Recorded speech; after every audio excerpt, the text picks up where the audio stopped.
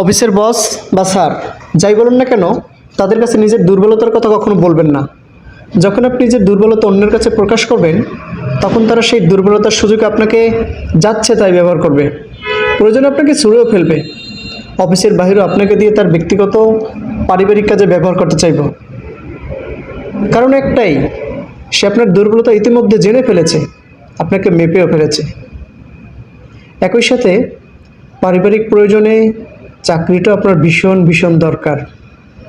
অফিসের পর তার জন্য দীর্ঘক্ষণ অপেক্ষা করিয়ে যাওয়ার সময় বলবে, একটা ঠিকানা পাঠিয়েছি, কাল সেই বাসা হয়ে তারপর ঠিক সময়ের মধ্যে অফিসে আসবে, বুঝেছো? চাকরিটা আপনার দরকার, কিন্তু নিজেকে সম্পূর্ণ বিলিয়ে দিয়ে নয়।